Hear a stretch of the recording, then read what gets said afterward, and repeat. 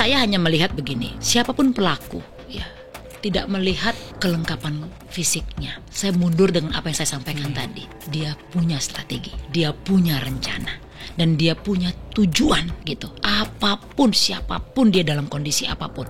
Artinya dia sadar dan sengaja melakukan. Nah, silahkan nanti hukum yang menilai. Jika seseorang sadar dan sengaja dan itu bertujuan tertentu memuaskan dirinya, saya pikir pantas diberikan hukuman apapun kondisinya. Dengan kondisi disabilitas, maka nggak mungkin nih akan melakukan strategi ini. Jangan dipisahkan dua hal itu, karena itu bisa terjadi pada siapa saja. Dia berencana, punya strategi, punya taktik, ada kepuasan atau benefit yang akan dia dapatkan. Satu korban berhasil, dia harus mengembangkan strateginya supaya mendapatkan korban yang lebih untuk menghindari tertangkap, terciduk atau diketahui gitu ya. Sehingga makin lama dia makin lihai menciptakan.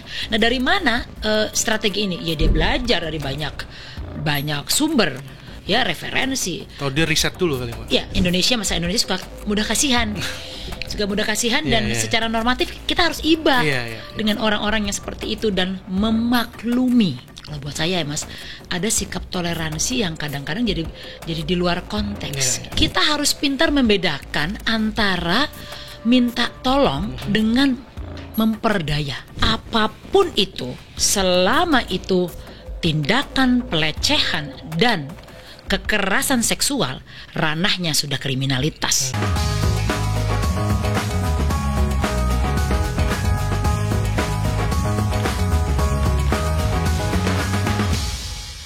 Ya Sobat Medcom, senang sekali saya Alfa Mandalika kembali hadir di Newsmaker Medcom ID kali ini. Dan kali ini perbincangan kita akan membahas terkait kasus Iwayan Agus Suwartama yang viral karena diduga melakukan pelecehan seksual kepada belasan perempuan. Nah, obrolan kita kali ini bukan untuk memberi stempel pada oknum difabel, namun justru sebaliknya, kami akan mengajak Sobat Medcom agar lebih memahami psikologi difabel sekaligus agar Sobat Medcom juga semakin memahami cara membantu para difabel lainnya. Nah, untuk berdiskusi terkait dengan tema ini sudah hadir di studio Newsmaker kali ini Mbak Joyce Manurung yang akan berdiskusi membahas tentang tema kita kali ini. Selamat sore Mbak Joyce. Selamat sore. Terima kasih sudah hadir di studio Newsmaker kali ini. Mbak, kita langsung aja nih untuk membahasnya ini. Secara umum dari kacamata psikologi nih Mbak, ada perbedaan nggak sih dari psikologi orang biasa dengan orang difabel Mbak? Kalau ditanya psikologisnya ya sama saja ya. Kita bicara psikologis itu kan bicara kepribadian orang gitu ya. Nah, kepribadian itu nggak hanya sekedar cara dia ngomong, cara jalan, tapi satu paket. Nah, pembentukan pribadi ini yang jadi persoalan sebenarnya kan panjang dan unik di setiap orang. Jadi kalau disebut dengan psikologi seseorang, kita harus melihat dari banyak faktor. Ada faktor bawaan, tanda kutip ya saya sebut begitu karena apa? Karena ada kan tuh turunan tuh dari orang tua, ya dari siapa yang biasa dia contoh begitu. Lalu ada faktor-faktor belajar, misalnya budaya, kebiasaan-kebiasaan di sebuah daerah, tempat, atau hal yang dia lihat di sekitarnya, media sosial, dari film misalnya, itu banyak. Nah, itu semua bisa membentuk tanda kutip tadi psikologis seseorang. Nah, tapi kalau lebih jauh, kita bicara tentang disfungsi. Nah, ini idealnya. Kita itu ya, apalagi di masyarakat Indonesia, itu umumnya kita lekat tuh dengan prinsip-prinsip normatif, Mas. Artinya kita itu diarahkan untuk menjadi sama dengan orang-orang pada umumnya. Dasarnya apa? Bisa itu budaya adat istiadatnya, bisa keyakinan, agama misalnya ya, atau misalnya tata-tata cara yang berlaku di sekitar kita. Jadi kalau ada orang yang tidak mirip dengan hal-hal yang pada umumnya, dianggapnya dia disfungsi gitu. Oh, dianggapnya jadi aneh gitu ya. Jadi beda sendiri gitu. Nah, bagi beberapa orang yang dianggap ideal ya, kacamata ideal ketika misalnya ini contoh ya, secara fisik dia lengkap. Itu dianggapnya begitu. Nah, padahal tidak ada satu perbedaan fungsi manusia kalau dilihat dari kelengkapan fisik, karena semua bisa berfungsi. Apakah orang yang fisiknya lengkap akan mampu melakukan banyak hal? Nggak jamin juga, ya. Apakah orang yang memang secara fisik misalnya tunadaksa ya kita sebutnya ya, tidak mampu melakukan banyak hal? Tidak juga. Jadi di sini letak dari penerapan pemahaman saya bilang budaya tadi yang mengarah pada unsur-unsur normatif. Nah kemudian berkembang kita melihat ya ketika seseorang itu lahir dengan sempurna, dia merasa secara fisik itu memenuhi kriteria tanda kutip. Publik bisa menilai dan menganggap bahwa dirinya mampu berkontribusi. Nah manusia tanpa disadari dipaparkan tentang pemahaman itu. Aduh, alhamdulillah misalnya ya, puji syukur bahwa kamu terlahir lengkap. Nah, tanpa disadari kalau itu tidak terjadi, bahwa ada satu hal yang juga tidak kita punya. Nah, saya tidak tahu bagi yang bersangkutan apakah itu dia dapat gitu. Apakah lingkungan memberikan, tadi kalau Mas bilang stempel, kalau saya bilang stigma. Ya kan? Apakah itu diberikan oleh lingkungannya? Contoh sejak kecil misalnya ya anak-anak atau teman-teman bermainnya, apakah kasih stigma tentang itu? Nah, kita nggak pernah tahu. Atau orang tuanya sendiri, atau lingkungan terdekat, teman-teman sekolah. Nah, ini kita nggak tahu. Orang yang mendapatkan stigma belum tentu siap. Gitu. Nah, orang yang belum tentu siap, belum tentu juga punya cara menyelesaikan ketidaksiapannya. Ini udah lebih lanjut. Nah, orang yang tidak punya cara, akhirnya dia bisa terpaku. Nah, kalau terpaku itu lama-lama kayak nyimpen. Saya sebutnya residu lah ya. Menyimpan kesal, marah, kecewa, sakit hati yang sewaktu-waktu bisa tidak sanggup dia simpan dan kemudian harus dikeluarkan. Nah, karena dia tidak tahu caranya, ya sekenanya saja. Nah, itu yang kita barangkali bisa mundur nanti ke belakang. Tapi kan saya nggak bisa memastikan apakah itu ada pada yang bersangkutan. Itu kira-kira. Oke, Mbak, jadi jelas ya, agar tidak salah kaprah, tidak ada perbedaan tidak ada antara perbedaan psikologis secara psikologis antara orang biasa dengan selama lingkungan membuat perlakuan yang sama. Itu lagi ya. Kan kembali lagi kita kadang-kadang merasa kita nggak beda, tapi lingkungan kasih cap atau label kita berbeda. Nah, ini yang nggak mungkin kita kendalikan. Tapi balik lagi, setiap manusia itu punya mekanisme, Mas, untuk mempertahankan dirinya, untuk melindungi dirinya. Nah, sejauh mana dia punya cara belajar yang akhirnya dia kaya akan mekanisme ini. Jadi Mbak Joyce melihatnya kasus Agus ini, pria difabel yang tunadaksa, jika dugaan polisi ini benar, ini kasusnya di dunia psikologi ini kasus yang kontroversial, kasus langka atau seperti apa? Saya nggak mau sebut kontroversial ya, karena kalau disebut kontroversial seakan-akan ini menjadi sesuatu yang berbeda gitu ya. Apapun itu, selama itu tindakan pelecehan dan kekerasan seksual, ranahnya sudah kriminalitas. Jadi nggak bisa dibilang disebut kontroversi. Saya memang tidak melihat inilah ya latar belakang orangnya, karena tidak memang ada latar belakang. ini. Betul. Karena kalau yang jadi fokus harus dilihat dampak dari perilaku ini pada korban. Itu yang jadi satu pemahaman mendasar ya, bahwa siapapun pelakunya, apapun kondisinya, dampaknya tetap sama loh gitu. Jadi melihatnya dari sudut pandang itu sebenarnya. Nah, Mbak Joyce, kita coba telusuri beberapa sorotan publik ke Agus ini. Boleh. Joyce, pengamat kriminal sempat mengatakan bahwa Agus punya kecerdasan interpersonal untuk bisa memperdayai belasan perempuan. Nah, di mata kacamata psikolog nih, apa saja nih kelebihan Agus secara individu kalau menurut Anda? Seseorang yang mudah dipercaya oleh orang lain gitu ya, dan kemudian mudah menarik gitu rasa suka orang lain atau rasa ingin terlibat bersama, berkomunikasi, bahkan rasa percayanya jadi tinggi. Ada kalanya bisa jadi itu genuine, artinya lahir dengan apa adanya. Tapi bisa jadi itu lahir karena manipulasi. Jadi itu dua sisi yang berseberangan ya. Kalau kita lihat ada beberapa public figure gitu yang memang secara bawaan itu menarik gitu. dia bicara saja orang bisa Langsung, terkesima iya. gitu ya. Dan bahkan ada yang jatuh cinta beneran gitu. Tapi ada yang membutuhkan cara. Nah, gitu. cara ini yang biasanya di dalam psikologi disebut dengan manipulasi.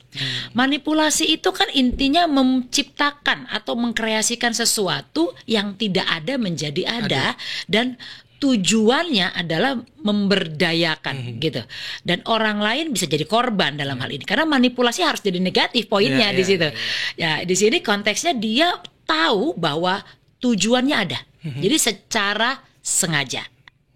Manipulasi nggak pernah hilaf, Mas. Secara sadar dan itu disengaja. Ya. Lalu yang kedua, dia sudah membidik siapa yang akan menjadi targetnya betul, gitu ya. targetnya siapa. Dan yang ketiga, ada kepuasan atau benefit yang akan dia dapatkan. Jadi manipulasi 3 faktor ini harus ada gitu. Nah, saya melihatnya si A ini punya tiga hal ini. Jadi dia sudah punya rencana akan mendekati siapa, dengan cara apa, dan keuntungan apa yang harus saya dapatkan. Jadi dari 3 faktor target. itu sudah dia ada. Nah, umumnya para manipulator itu kan karena dia berencana berarti punya strategi. Pasti ya. Nah, strategi itu kan dibangun dari kognisi. Nah, kognisi itu erat hubungannya dengan kecerdasan. Nah, jadi dia sudah punya taktik ibaratnya gitu tuh ya, sudah punya cara-cara yang dia tahu. Nah, umumnya cara-cara ini akan berkembang, Mas. Sejauh korban-korban itu mampu dia taklukkan. Jadi kalau satu korban berhasil, dia harus mengembangkan strateginya supaya mendapatkan korban yang lebih dari yang sebelumnya. Atau misalnya strategi harus dia kembangkan untuk menghindari tertangkap, terciduk atau diketahui gitu ya. Sehingga makin lama dia makin lihai menciptakan. Nah, dari mana strategi ini? Ya dia belajar dari banyak sumber, ya referensi. Atau dia riset dulu kali, Mbak. Ya, pastinya, karena kan rencana terus disiapkan terlebih dahulu. Researchnya itu kan dari banyak sumber ya. Mungkin dia belajar dari orang-orang tertentu juga bisa. Atau dari saya sebut tadi media, atau dari film misalnya, itu juga bisa dilakukan. Jadi kita tidak sepenuhnya bisa atau mudah terperdaya gitu ya, bahwa dengan kondisi disabilitas maka nggak mungkin nih akan melakukan strategi ini. Jangan dipisahkan dua hal itu, karena itu bisa terjadi pada siapa saja. Oke, Mbak Joyce, menarik nih perbincangan kita. Publik juga menyoroti nih, Mbak, jejak digitalnya si Agus nih, mulai dari menari bersama wanita gitu ya, catcalling ke perempuan hingga masalah di kampus. Nah, bagi orang biasa mungkin jejak digital ini biasa-biasa aja Mbak ya, bisa dibilang. Nah, namun karena Agus yang tunadaksa terjerat kasus pelecehan seksual ini, hal ini menjadi sorotan nih Mbak. Nah, sekarang Agus juga masih berdalih dirinya dipaksa oleh korban perempuan katanya. Nah, kalau menurut Mbak Joyce nih, penggalan peristiwa Agus apalagi yang menarik perhatian dari Mbak Joyce sehingga peristiwa kunci dari puzzle psikologis Agus ini bisa terlihat gitu Mbak? Kalau dibaca dari sejumlah media gitu ya, yang bersangkutan ini juga punya persoalan dengan proses belajarnya di kampus. Jadi ada beberapa kendala sehingga membuat dia tidak mampu gitu untuk mengikuti segala macam. Nah, kalau digabung-gabungkan ini kita sudah bisa lihat ada beberapa malfungsi dari perilaku ya. Malfungsi itu artinya harusnya berfungsi dengan efektif, ini enggak terjadi gitu ya. Contoh, bolos kuliah itu ada sesuatu di baliknya. Nah, barangkali dengan bolos dia membuat sebuah cerita sehingga bisa mendapatkan misalnya rasa kasihan, belas kasih gitu, atau toleransi atau sikap kompromis dari para pendidik. Nah, ini sudah masuk manipulasi loh sebenarnya ya. Atau dia menciptakan tayangan-tayangan di media sosial dengan tujuan misalnya mendapatkan atensi dari publik, rasa kasihan. Jadi rasa kasihan boleh jadi tidak dimaknai oleh dia sebagai rasa rendah diri gitu, tapi justru ini sebuah perhatian publik. Makin mendapatkan atensi kasihan, dia merasakan kepuasan bahwa dia semakin diperhatikan publik gitu. Nah, artinya ada unsur manipulasi lagi di situ, ya kan? Atau tadi selalu yang menjadi target adalah wanita. Diajak bicara, kemudian dicari tahu kehidupan pribadinya, dan dari kehidupan pribadi ini kemudian dia putar balik gitu, mencari mana celah-celah kesalahan yang bisa dia tujukan kepada wanita tersebut, dan si wanita didudukkan pada posisi bersalah. Nah, ini kembali lagi prosesnya adalah manipulasi. Nah, semua ini bisa kita gabungkan lah dalam konteks tadi saya bilang manipulasi. Nah, orang kalau memanipulasi yang dia tuju apa? Keyakinan. Ada sebuah belief system di sana. Yang dia kejar adalah keyakinan. Nah, dia tahu target-target mana yang secara keyakinan tuh mudah diubah, mudah digerak-gerakkan, mudah digeser. Jadi dia sudah pintar menurut saya melihat situasi. Pintar tidak harus artinya cerdas secara IQ, tapi dia punya pengalaman, punya pola. Dia tahu melihat pola. Pola mana dari lawan bicara saya yang mudah digeser nih keyakinannya. Gitu. Nah, ini yang dia masukin. Saya yakin tidak setiap orang yang diajak bicara langsung cepat percaya, tidak begitu juga. Dia trial and error. Nah, dari situ dia bisa melihat pola. Nah, pola-pola ini dia pakai. Gaya wanita bicara, gaya wanita disapa responnya seperti apa, atau gaya wanita yang cepat akan terpukau dengan ceritanya. Nah, ini yang menjadi target-targetnya. Jadi kalau buat saya ada sebuah pola-pola yang sudah terbentuk dari sekian tahun kehidupannya yang kemudian menjadi cirinya dia. Nah, saya pikir manipulasi nggak hanya sekedar perilaku saja gitu ya, tapi sudah menjadi ciri yang bersangkutan. Dan dibalik ketidaklengkapan secara fisik, dia berlindung untuk menunjukkan bahwa saya tidak mungkin seakan-akan melakukan itu. Nah, kembali lagi kita masa Indonesia suka mudah kasihan, dan secara normatif kita harus iba dengan orang-orang yang seperti itu dan memaklumi. Nah, jadi kalau buat saya ya Mas, ada sikap toleransi yang kadang-kadang jadi di luar konteks. Pemakluman itu yang akhirnya justru menghancurkan. Oke, Mbak Joyce, kita geser ke sisi korban nih, Mbak Joyce, dan juga warga biasa gitu ya. Beberapa perempuan membuat pengakuan pernah diperdaya oleh Agus ini. Ketika Agus ingin buang air kecil ke toilet karena difabel, minta tolong dibuka celana ke perempuan yang bukan keluarganya. Dan saat ini kebenaran pengakuan perempuan ini juga masih dicek oleh polisi. Dan pertanyaan saya, Mbak Joyce, bagaimana orang biasa bisa membedakan nih mana permintaan tolong dari difabel yang wajar dan yang tidak wajar nih, Mbak Joyce? Itulah pentingnya akal sehat. Ya, kalau kita melihat seseorang yang sudah hidup sekian tahun dengan umur tertentu, saya yakin dia sudah punya pengalaman. Pengalaman utama seseorang adalah merawat diri, berhubungan dengan dirinya. Tidak mungkin seseorang itu bisa berinteraksi dengan banyak orang atau publik gitu ya, atau punya aktivitas di lingkungan kalau merawat diri aja nggak bisa. Itu sudah tidak mungkin. Jadi akal sehat kita harus berkembang di situ, harus bergerak, harus berjalan di situ. Itu yang pertama. Jadi kalaupun punya ketidaklengkapan secara fisik, tapi dia bisa bekerja, dia bisa berinteraksi dengan banyak orang, artinya dia bisa merawat dirinya dong, gitu. Nggak mungkin harus dibantu, gitu.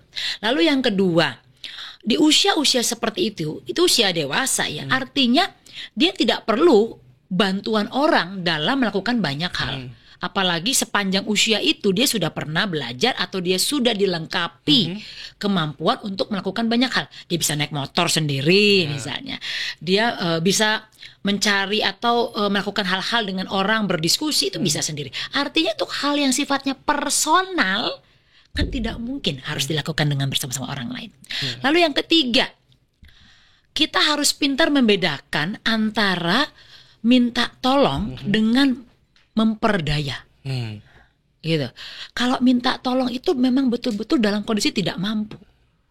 Tapi kalau memperdaya itu biasanya secara komunikasi dia pintar menggunakan kata, dia pintar menggunakan bahasa tubuh, entah itu ekspresi, entah desahan suara, entah postur yang menunjukkan bahwa saya tidak mampu. Nah, ini memperdaya. Nah, apakah itu yang terbaca? Jadi kalau bagi saya, setiap orang tidak hanya wanita atau perempuan harusnya punya kemampuan logis untuk melihat, gitu.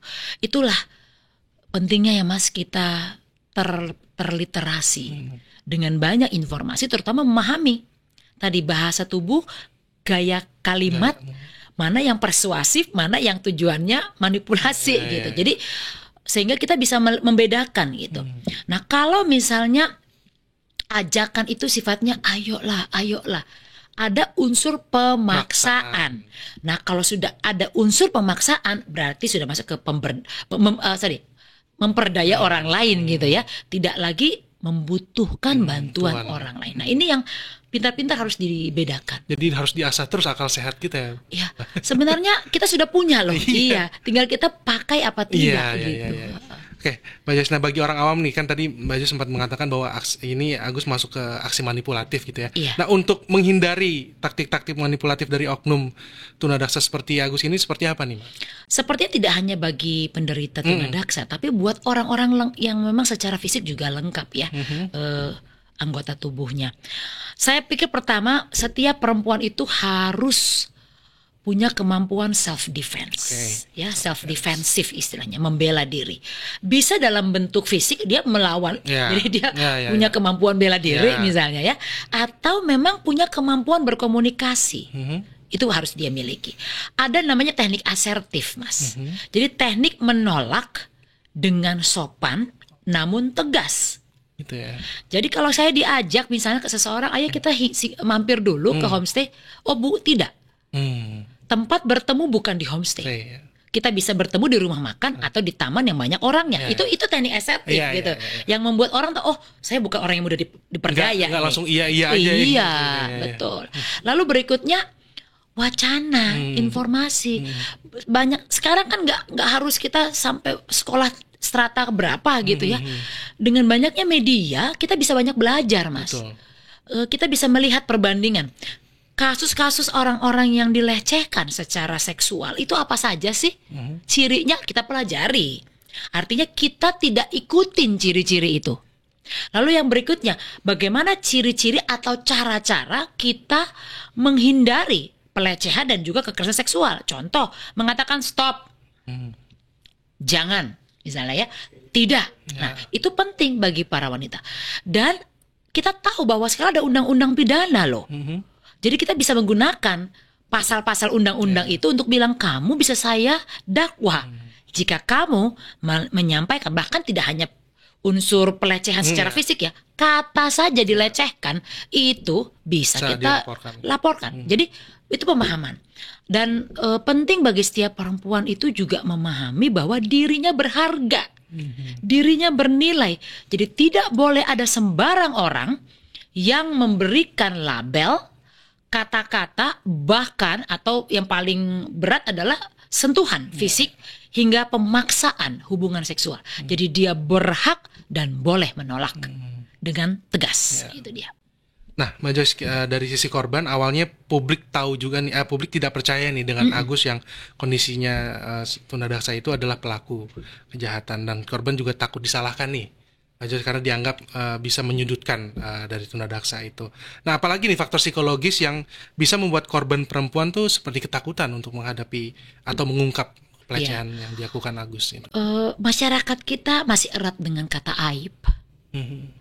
Kalau sesuatu pelecehan diungkap ke publik dan menjadi makanan publik, ada banyak situasi mereka tidak dibantu secara emosional. Justru mereka tadi seakan-akan kayak dianggap sebagai orang yang berdosa, sebagai orang yang bersalah, punya masa depan yang buruk karena melakukan tindakan-tindakan tidak terpuji. Ini masih erat di pemahaman banyak orang di Indonesia, sehingga bagi mereka daripada itu didapatkan, karena kadang-kadang ya Mas ya, hukuman sosial dalam bentuk makian gitu ya, hujatan, label-label negatif itu lebih berat bagi mereka. Jadi mereka lebih memilih menghindari itu dan menutup diri. Padahal ketika mereka menutup diri, itu sebenarnya mereka menumpuk penderitaan emosi mereka yang bisa nanti berdampak pada masa depan mereka saat mereka berumah tangga, saat mereka punya anak, mereka berinteraksi dengan banyak orang, banyak sekali kondisinya. Jadi kalau buat saya masih ada label itu. Lalu yang berikutnya, kalau di daerah-daerah saya nggak tahu ya sejauh mana peran-peran misalnya konseling yang bisa membantu para korban. Kalau di kota besar banyak sekali link misalnya ya, atau komunitas atau lembaga-lembaga yang secara sukarela itu bisa menjadi penyambung rasa mereka. Nah, kalau di daerah saya belum tahu sejauh mana. Ini pentingnya pemerintah juga punya atau melek gitu dengan adanya lembaga-lembaga yang bisa membantu. Nah, kemudian edukasi kepada masyarakat. Sejauh mana sih pentingnya kita mengedukasi perempuan dan anak-anak remaja tentang pendidikan seksual, tentang tindakan pelecehan dan kekerasan seksual. Apa sih yang masuk dalam tindakan pelecehan gitu? Kalau misalnya disuit-suitin masuk nggak sih? Nah, belum tentu mereka paham itu. Padahal secara undang-undang itu masuk sudah ya. Atau saya sekarang miris ya Mas, ada beberapa kasus sekarang orang tua kandungnya yang melakukan. Nah, perlunya pendidikan spiritual bahwa anak hormat kepada orang tua tidak mengartikan bahwa anak harus mengikuti semua keinginan orang tuanya, termasuk kekerasan seksual. Nah, itu perlu diedukasi. Nah, ini pentingnya literasi dan juga pendekatan personal, baik itu melalui pemimpin agama, ya, tokoh masyarakat, influencer di media sosial, karena mereka kan erat dengan TikTok tuh. Nah, Gen Z sekarang di sounding gitu, diedukasi secara intens supaya mereka paham gitu. Oke, Mbak Joyce, sekali lagi kita ingin obrolan kita ini objektif, menyoroti psikologi semua sisi dan dari pelaku dan korban juga orang awam nih. Nah, terakhir nih Mbak Joyce, aparat polisi tidak mudah nih bagi polisi menangani kasus Agus ini, karena awalnya juga polisi juga disorot. Mbak Joyce nih, sekarang polisi dipuji karena polisi tidak menahan Agus, cukup tahanan rumah nih. Nah, sudah betul ya Mbak penanganan hukum Agus ini dari kacamata psikolog? Saya tidak bisa bilang betul dan salah ya, karena harus dibuktikan dulu nanti sejauh mana kasus ini berdampak pada para korban ya. Saya hanya melihat begini, siapapun pelaku ya tidak melihat kelengkapan fisiknya. Saya mundur dengan apa yang saya sampaikan tadi. Dia punya strategi. Dia punya rencana. Dan dia punya tujuan.